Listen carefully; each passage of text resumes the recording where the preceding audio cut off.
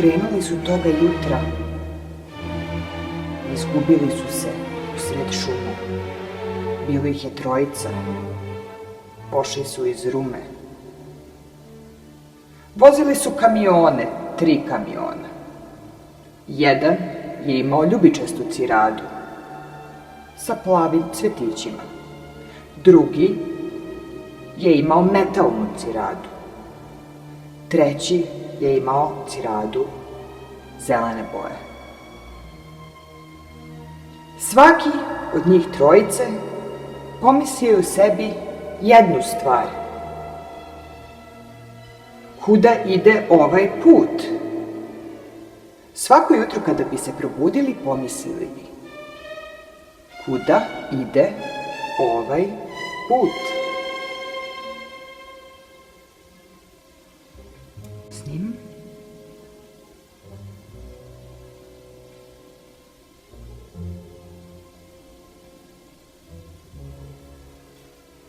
Ono što su pomislili u tom trenutku nikada više nije ostalo isto.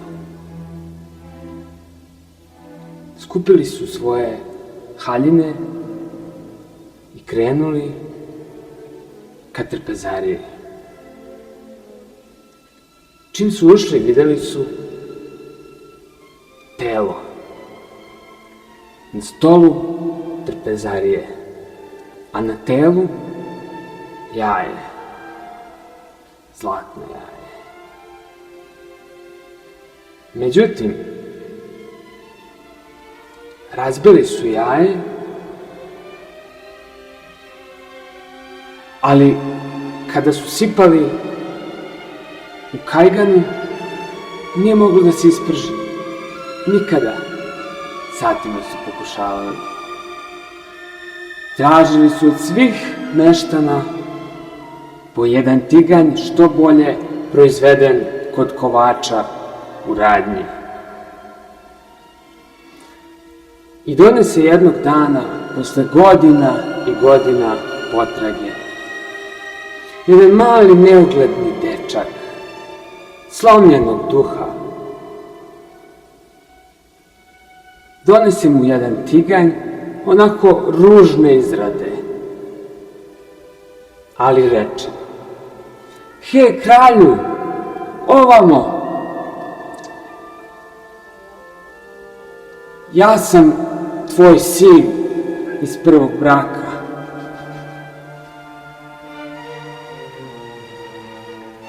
Kralj ga udari: "Nije moguće! Straža, zarobite malog."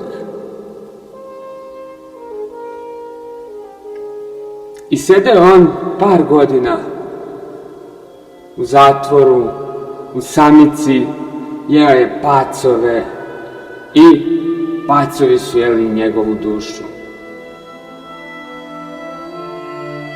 Sve do jednog popodneva, jednog sunčanog popodneva, sa zracima koji su se prelamali među kišne kapi. Na zraku sunca leteo je ključ. Bio je okruglast, veliki, masivan, metalni, sa zupčanicima koje su se rotirali sve vreme. Savršena mašina. Taj ključ je bio od vrata samice. Dečak, kada je ugledao ključ, znao je šta treba da uradi. Otvorio je vrata, žustro, malo su u vrata udarila o zid, ostavila malu rupu u zidu. Malter je otpao i cigla se videla, cigla koja je stajala vekovima na tom mestu. Na tom mestu, na tom ostrvu samoće, gde samo zatvorene duše diju, lebde. Ili zapravo postoje u svojoj u svojoj kristalnoj rešetki. Sve sporije su se razdvajali jedan od drugog, sa elektricitetom u očima. Jedan proton rekao je drugom: vidjet ćemo se ponovo jednog dana na zlatnim plažama i velikim palminim drvećem. Pokušat ćemo da se popnemo, ali palmino drvo ima 3 dela. Koren palminog drveta ne ide kao obično drveće, u širinu. On ide isključivo na dole.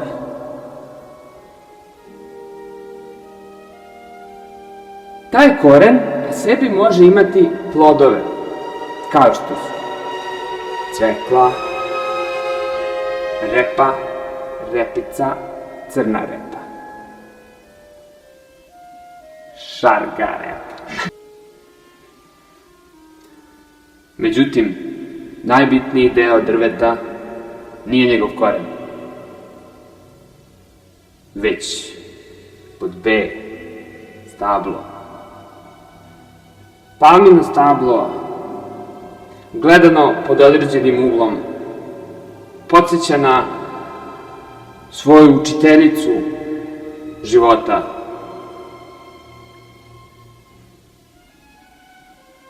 Na Keopsovu piramidu.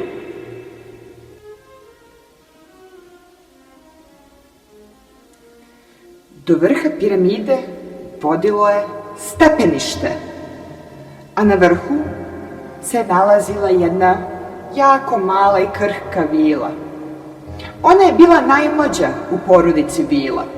Ostale vile, njene sestrice, bile su dosta starije i iskusnije. Pomagale su raznim ljudima, i na bolje, i na gore. Mislim, uglavnom na bolje, pošto su bile vile. Da nisu bile vile, bile bi obične devojke i onda postoji mogućnost da bi bili i na gore. Ali pošto su bile vile, uglavnom je išlo sve na bolje. Ali ona je bila baš mala i to je nju sprečavalo da se upusti u neke ozbiljnije avanture. Da malo više pomogne. Mislim, nije mogla baš 3 želje da ispuni, uglavnom je mogla 1 želju da ispuni. Umorila bi se posle prve, mislim, i vile imaju dušu, malo se umore. I onda je tako rešila da ode malo da popije kafu sa svojom prijateljicom. Bilo je vrlo uzbudljivo na tom putu. Išle su konjima.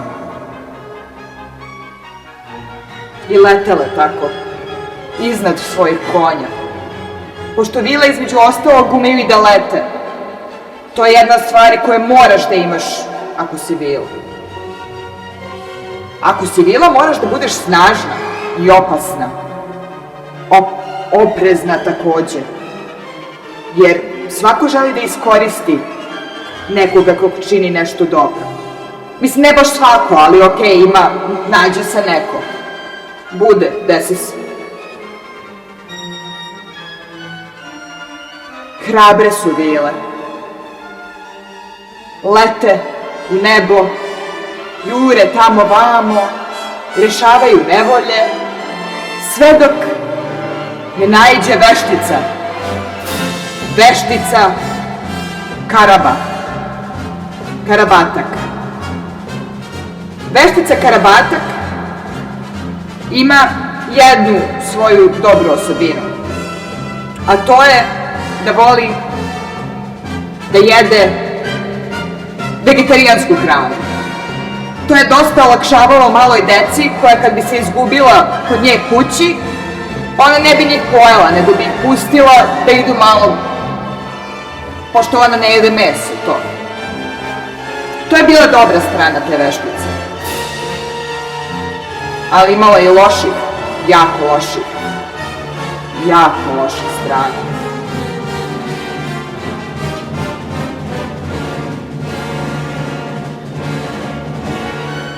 jako loših strana.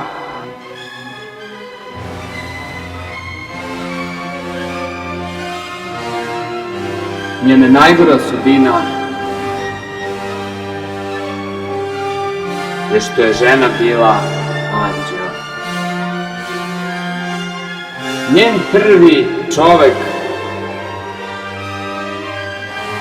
bio je neki tamo Đorđe. Ona je tada imala 34 godine. Svoju čednost držala je u šaci, ali tu šaku nije mogao bilo ko da rukuje. Zapravo, pričalo se da je ukleta.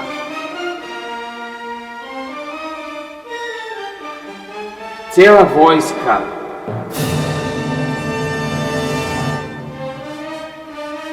poljski bataljonski puč 1318. godine. Tišina. Samo vetar pomera zastavu.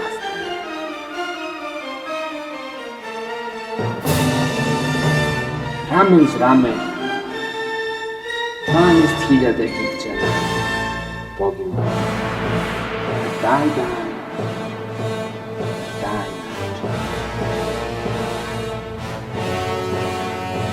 I slava im. Neka im buduće generacije uvek čestitaju svojim rečima, svojim delima, svojim znanjem, naukom.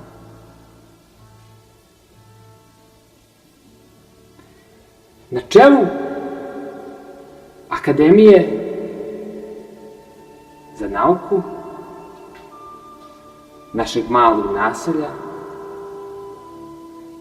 bio je jedan krupan gospodin. Češljao se na desno, češljao se na slobodno tuho.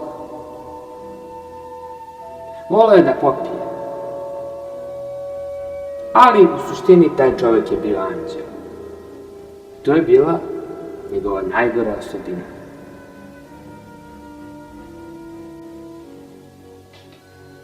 On je bio anđeo, poput staklenog anđela koji stoji u vitrini naših baka. Tih mudrih starica koje mese kolače poput anđela. I daju nam da ih jedemo, dok nam stomaci ne budu potpuno sitni. Jedna baka je tako želela da napravi jednu posebnu tortu. Za koga li je bila ta torta?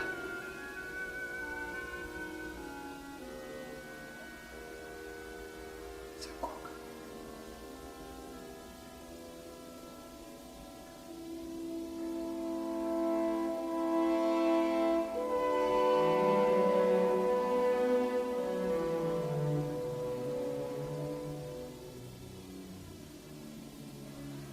Za koga?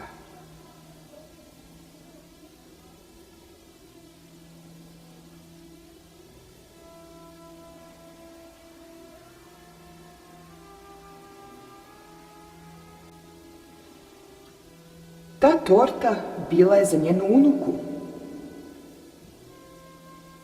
Dobra je to bila unuka.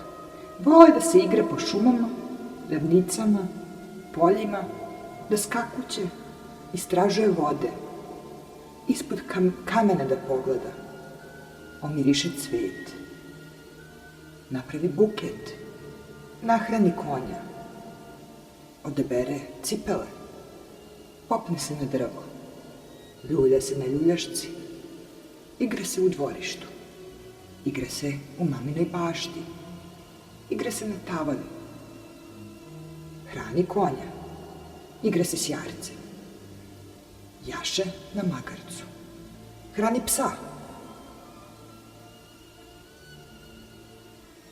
Ali jednu osobu ona nije hranila.